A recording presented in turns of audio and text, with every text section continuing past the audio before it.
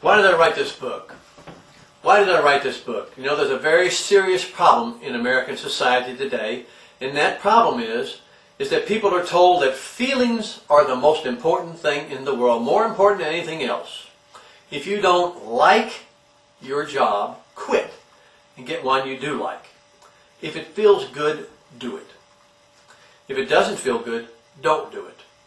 If you don't like your wife, divorce her and get one that you do like.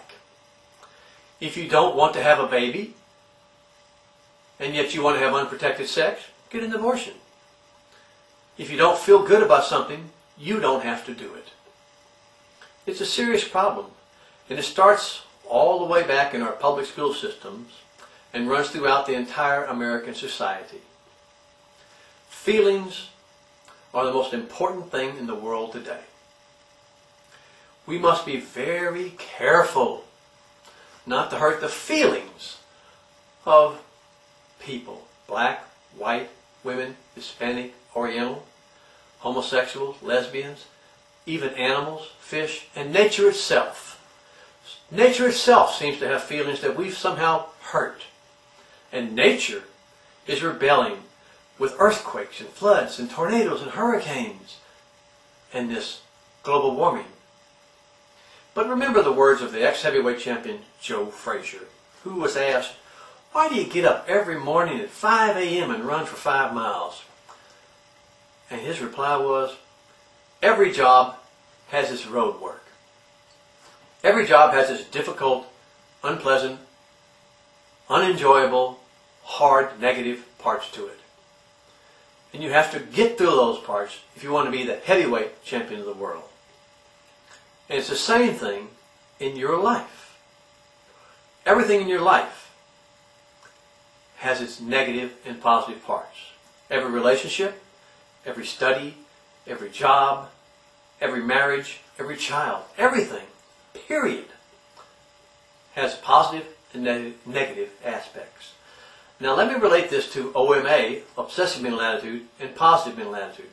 The problem with positive mental attitude is that it has fostered this feeling concept in America in the very first place. And every positive mental attitude, motivational concept out there fosters this feeling positive, or the feelings aspect. And they all have a list of rules that you have to follow in order for you to stay positive, and how to stay positive enough to be able to do your job or to get through your marriage or to endure. Everything has to have positive rules and regulations involved with it for you to get through it. So you can have a positive childbirth, a positive job experience, a positive marriage, positive relationships with fellow workers. But I think we've already learned positive mental attitude does not work. You cannot stay positive. So sooner or later, all of the programs that rely upon positive mental attitude are going to fail. But don't worry, they have a great scapegoat. It's you. It's you. It's you. You are the reason that the program didn't work, not the program itself. It's you. You didn't follow the daily mantras. You didn't write down your affirmations. You didn't write down your goals. You didn't say your daily meditations and prayers every day. It's not the program's fault. It's your fault. And the same thing flows over into the marriage. It's not your fault your marriage didn't work. It's not your fault your job's hard. It's not your fault that your family's not working out. If you can't stay positive, it's the other person's fault. It's the job's fault. It's the relationship. It's your wife's fault. It's your children's fault. But the truth of the matter is, that's not right. And yet you believe it. You keep thinking, if I just keep trying hard enough, I'll find a job that will be positive. Sooner or later, I'll find the perfect marriage, the perfect boyfriend, the perfect job, the perfect vocation. Everything will just be perfect. But remember what Joe Frazier said. Every job has its road work. Every job, every marriage, every child, every relationship, everything has its positive and negative points. And very often, the negatives seem to outweigh the positives. So if you are relying upon the power of positive mental attitude and staying positive to achieve your goals and to achieve success, you are not going to do it because you can't stay positive. It's only with the power of an obsession that you will have the strength to make it through the negatives, and your obsession will make your goals your possession. You will get through the negatives, you will get through the positives, and you'll get the job done. And more importantly than just getting through it, when you work with an obsession, you won't even notice the problems. You'll just be fired up to get to work, to get things happening, to get things done, to make your marriage work, to make that A in that class. You know, when my son makes a mistake, I don't put a check mark on a piece of paper and say, if he gets a couple more, I'm putting him in the streets. No, I'm obsessed with my child. I love him. He can do no wrong that I wouldn't forgive. I will work with him every day the rest of his life to assure his happiness and his success. I'm obsessed, just as you are with your children. And I'll spend a lifetime being obsessed with my son. And you are the same way with your son and your daughter. Obsessive mental attitude is the only thing that gives you the power and the strength to forgive when they make mistakes, to endure when it's hard, to get through the tough times, and to direct people so that they keep doing more and more things better and better and improving. It should be that same way in your marriage, in your work, in your relationships, in your jobs. If you are obsessed about the job, the same way you're obsessed about your children, you will do whatever it takes to get the job done right. You'll take the good with the bad. The long hours will go by like seconds, and you'll use every working moment to achieve your vision, to achieve your obsessive mental attitude goal. You know, when I was rewriting this book for the 15th time, I found out to my amazement that many people did not know what the word positive mental attitude meant, and that bothered me until I remembered that everybody does know what the word positive means. And if you were to ask total strangers on the street, what do they think that the mental aspects of success were, most of them would probably say, oh, you got to stay positive. And so I want to ask you, what do you think the mental aspects of success are? What are the steps necessary for you to succeed that you must do mentally to assure your success?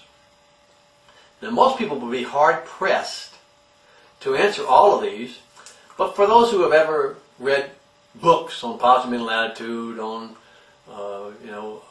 motivational tapes, attended motivational seminars, you would probably give an answer that goes something like this. You have to have a written list of your goals. That's number one. Number two, you have to have a deadline for the date you will achieve your goals. Number three, you must have a plan of action to follow to achieve your goals. Number four, you must stay positive and believe in yourself while you work towards achieving your goals.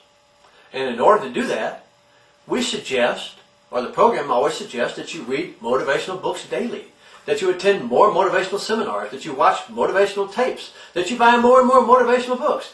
And to stay positive, we also suggest that you write down your goals on a sheet of paper and look at them every day, as often as you can, and say them out loud and affirm on a daily basis. Every day and every way I'm getting better and better. I can succeed. I'm going to make it happen. You have to remember to say your goals. You have to remember to say your affirmations. You have to have a positive plan of action. You have to stay positive. But the problem is, you can't stay positive. It's fine to have a list of the mental aspects of success or what you're trying to achieve, and we've all probably written them down. You might have written them down dozens of times, hundreds of times, thousands of times, and you didn't succeed. And yet, for some reason, you think the reason you didn't succeed is you didn't write them down or say them daily. How can it be your fault every time that you didn't achieve your goals because you couldn't stay positive? Because you couldn't follow your daily plan. You didn't say your daily affirmations. It's not your fault. The program that you're following of trying to make something happen by staying positive doesn't work. It can't work. It never has worked. It's only when you have an obsession that you can follow through on your plans to make them your possession. How many times will you write down goals and keep failing?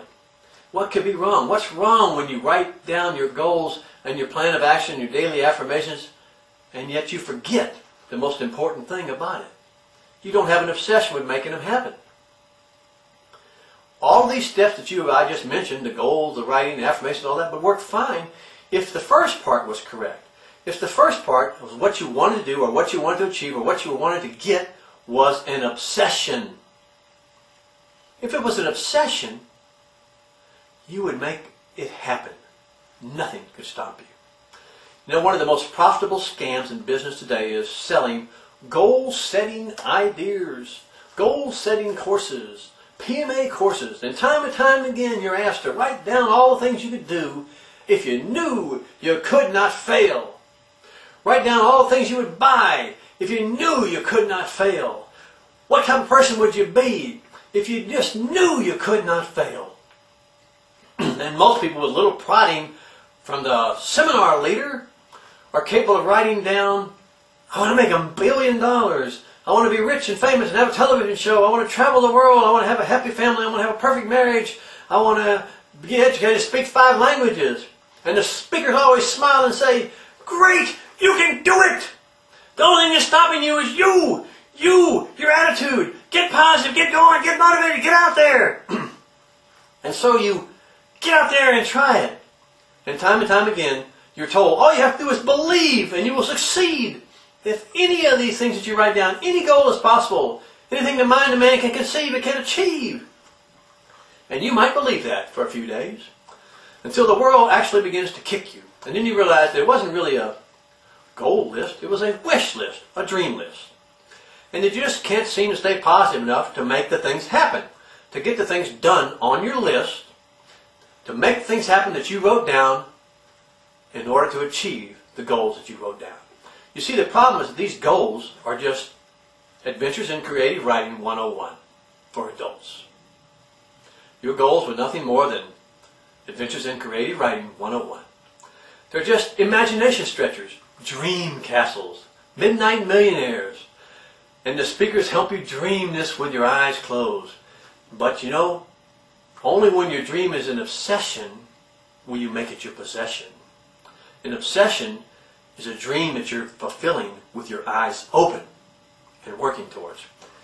Let me ask you, instead of filling out a better list of writing down the things that you would do if you were sure you could not fail or the money you would make it a list of the things you would not like to lose at any cost. In fact, make a list of the things that you would sacrifice your life in order to keep. And make it a list of the things that you would die for. Those are your obsessions. This is the real list of the things that you would work to death for. This is the real list of the things that you would do anything to achieve and that you are doing to achieve because you got them. It doesn't matter how much money, time, or effort is necessary on that list that you just wrote down of your obsessions. You'll put all the time and do all the effort to make it your possession. Let me ask you to fill out a little better list. Instead of writing a list of things you would do or could do if you were sure you would not fail and the money was no object, make a list of the things that you would not lose at any cost. In fact, make a list of the things that you would sacrifice your life to keep. And make a list of the things that you would die for. This is the real list of things that you will achieve in your life, because you've already achieved them or intend to do whatever it takes to continue to achieve them. These are your obsessions, the things that you would die for, the things that you could not live without. And it doesn't matter the amount of time, the amount of effort, the amount of hard work, the positives, the negatives, the hot, the cold, the whatever. This list of obsessions are yours. They are going to be your possession. Nothing can stop you. For some it may include children, for some it may include businesses, for some it may include music, it may include sport, it may include stocks, it may include a lot of different things. Everybody's list is different, but each person's obsession list is theirs alone, and it's something that cannot be taken away from them, that they will do whatever is necessary to achieve it. If one of your obsessions is to become a millionaire, I'll guarantee you, you are going to become a millionaire. On your list, you'll include things like food, air, water, health, freedom, security, happiness, home. Those are things you're obsessed with. The other stuff is really just your dream list, your dream positive mental attitude list. If you get it, that's fine. If you don't, no big woof. That's not on the list of your obsessions, and that's not on a list of things that you're actually going to ever get.